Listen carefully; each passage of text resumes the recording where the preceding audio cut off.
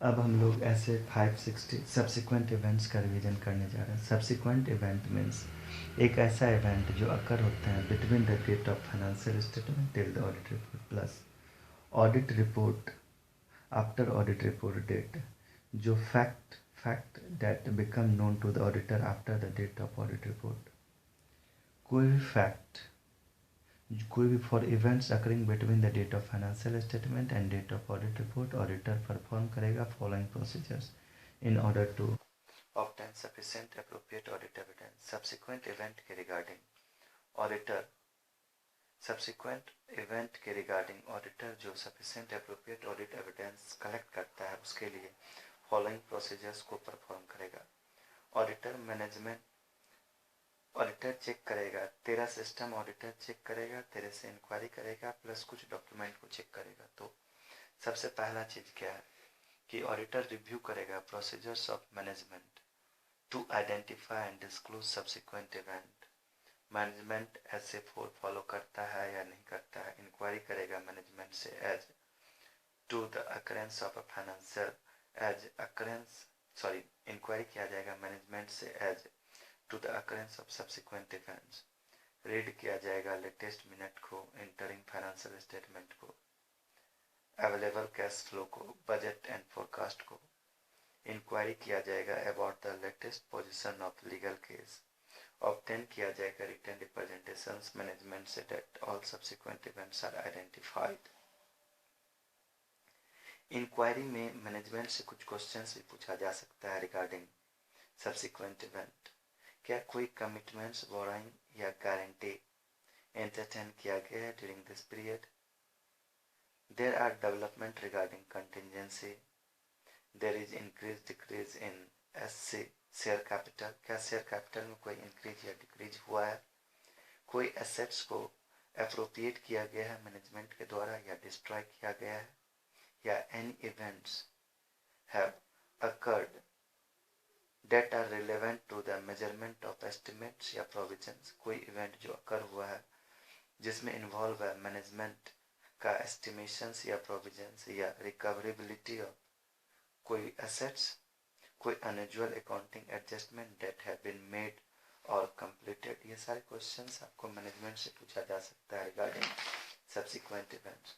अब अगर कोई फैक्ट जो बिकम हुआ ऑडिटर्स को after the date of audit report, अगर वो मैटर ऑडिटर को before issue of financial statement मिला या अगर वह फैक्ट ऑडिटर को after the issue of financial statement पता चला।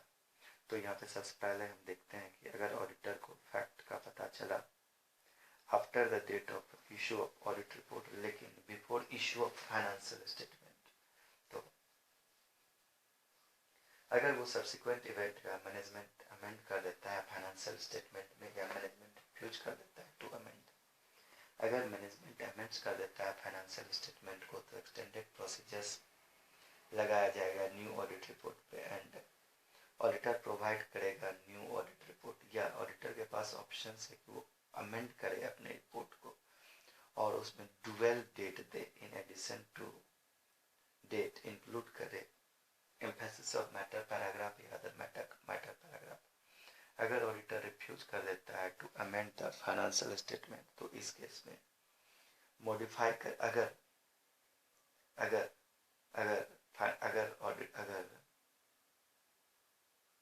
मॉडिफाई करे रिपोर्ट को अगर प्रोवाइड नहीं किया गया है मैनेजमेंट को, तो या इन केस रिपोर्ट इशू कर दिया है मैनेजमेंट को तो ask management TCWG not to issue to the public. अगर फिर भी मैनेजमेंट इशू कर देता है पब्लिक को तो ऑडिटर अपना एक प्रिवेंटिव एक्शन लेगा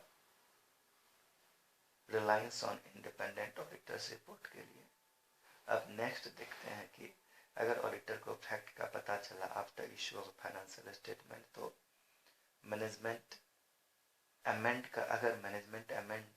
फाइनेंशियल स्टेटमेंट को तैयार हो गया करने के लिए तो इस केस में कैरी आउट किया जाएगा procedures on amended financial statement. Ensure किया जाएगा न्यू फाइनेंशियल स्टेटमेंट इंक्लूड करता है सब्सिक्वेंट इवेंट्स डिस्क्लोजर्स को प्रोवाइड किया जाएगा न्यू रिपोर्ट को, या अमेंड किया जाएगा इंडिपेंडेंट ऑडिटर्स रिपोर्ट को, including an additional date, including emphasis of matter paragraph and other matter paragraph. अगर मैनेजमेंट रिफ्यूज कर देता है to amend the financial statement, तो इन्फॉर्म किया जाएगा मैनेजमेंट को, TCWG को, date auditor will seek to prevent reliance on independent auditor's report. अगर मैनेजमेंट साइलेंट है तो ऑडिटर नेसेसरी स्टेप्स लेगा टू प्रिवेंट द सेम। अब ऑडिटर को जो फैक्ट पता चला है after the date of the audit report but before issue of financial statement या after issue of financial statement, तो इसमें कुछ कॉमन प्रोसीजर्स हैं in case of significant matter. अगर कुछ सिग्निफिकेंट मैटर होता है तो उसके एवज में कुछ कॉमन प्रोसीजर्स को अपनाइए। सबसे पहले डिस्कस कीजिए मैनेजमेंट के साथ, डिटरमाइन कीजिए क्या फाइनेंशियल स्टेटमेंट को अमेंड करने की जरूरत है। इंक्वायरी कीजिए how management intends to address the matter in financial statement. यहाँ पे हमेशा SA4 एंड SA9 का जो रेफरेंस देते हैं। अब देखते हैं SA4 क्या है। SA4 में बोला जाता है कि सब्सिक्वेंट इवेंट्स का डेफिनेशंस, जितने भी इवेंट होते हैं बैलेंस शीट डेट के बाद till the time financial statement are prepared by the board, बीच में जितने भी इवेंट होते हैं उसको नाम दिया जाता है subsequent event.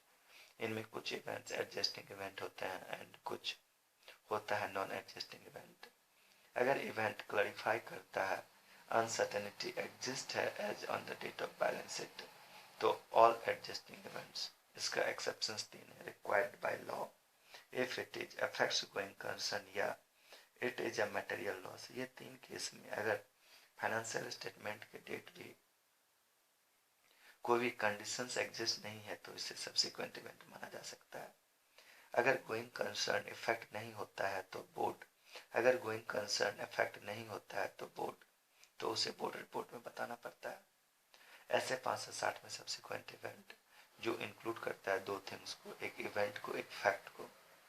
Fact example employ salary वाला कोई भी इवेंट, अगर event between the date of balance sheet, between balance sheet date and date of audit report होता है। फैक्ट क्या है, जो ऑडिटर्स को पता चला आफ्टर साइनिंग ऑडिट रिपोर्ट। कभी कभी ऑडिट रिपोर्ट साइन करने के बाद मुझे कुछ ऐसी बातें पता चलती है जो पहले के समय की, जो अगर मुझे आज पता होता तो मेरा ओपिनियन बदल जाता, तो ऑडिट रिपोर्ट क्वालिफाइड या एडवर्स देते कॉल्ड फैक्ट्स। एग्जाम्पल 100 करोड़ का स्टॉक ऑब्सोलीट हो गया।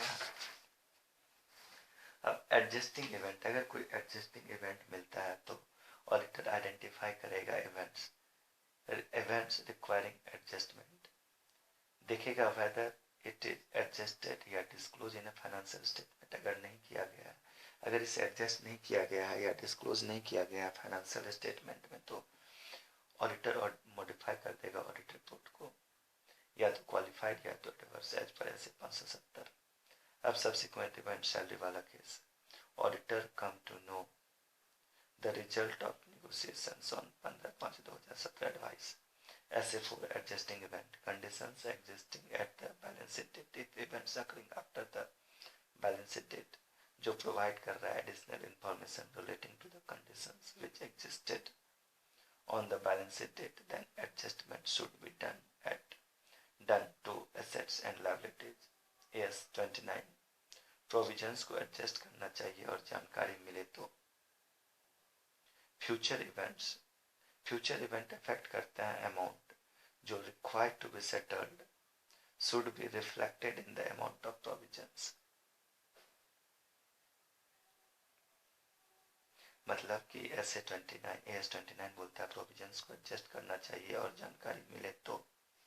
फ्यूचर इवेंट क्या है, जो अफेक्ट करता है amount required to be settled should be reflected in amount of provisions. ऐसे 560 में, ऐसे 560 में ऑडिटर्स की ड्यूटी क्या है। ऑडिटर्स की रिस्पॉन्सिबिलिटी है कि मैनेजमेंट ने AS4 एंड AS29 के अनुसार एडजस्टिंग इवेंट का ट्रीटमेंट किया है या नहीं किया है उसको चेक करना। Auditor should obtain sufficient appropriate audit evidence that effect of subsequent event is taken as per applicable FRF requiring adjustment और डिस्क्लोजर। इसी के साथ आपका ऐसे 570 खत्म हुआ। Thank you, God bless you Vikram. हो तुम्हें और एक नया जंक्शन है।